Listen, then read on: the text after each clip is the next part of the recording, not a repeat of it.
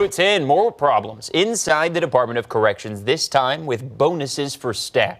Last night we told you about a violent beating, all caught on camera inside the Dick Conner Correctional Facility.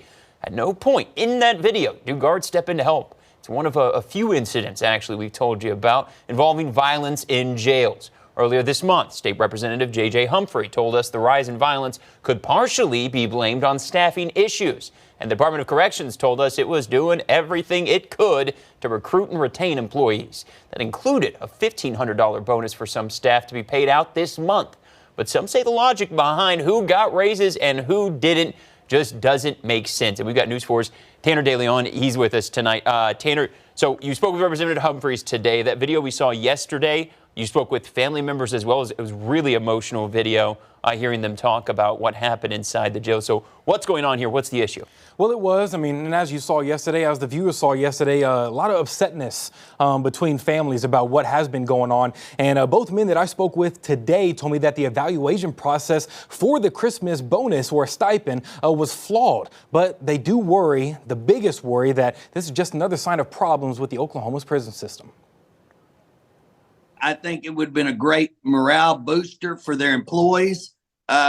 Unfortunately, it's turned out to be right the opposite for many. As the Department of Corrections struggles with hiring new staff and keeping current employees, advocates and state lawmakers are voicing their concerns over how the department decided who got a bonus this year and who didn't. Instead of giving that out across the board, they decided to give it to whoever passed their evaluation.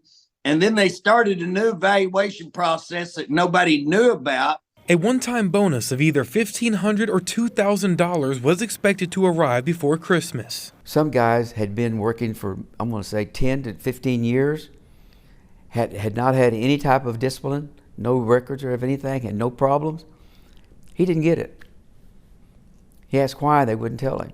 An evaluation given to employees, but according to Humphrey and Cleveland, not a proper one. A lot of people who have exceeded, who have met standards, are now being told they don't meet standards, but they're being denied any kind of feedback on why they don't meet standards, what they've done wrong. And evaluations are used to help people become better employees. Humphrey says the stipend was a good idea because of the issues they are having with staff shortages, but not doing it right is going to cost them. Now what they showed is that they don't give one rat's ass about their employees, and many of their employees are going to quit over this kind of behavior, which would put the staff and inmates in an even more unsafe environment than it already is. So it puts the inmates at a very dangerous situation, and they're obligated to keep those inmates safe, and they're obligated to make it a safe environment for the employees of the state of Oklahoma, but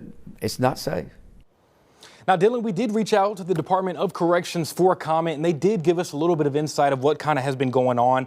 They told us that many other agencies in Oklahoma actually use this same process for stipends based on yearly standards of performance. Unfortunately, that was all the info they were able to give us because their request was made late on a holiday weekend. But of course, we're going to continue to follow this. We'll get more information and more updates as everything comes out. Maybe next week we can follow up with this. Definitely. Thank you, Tanner.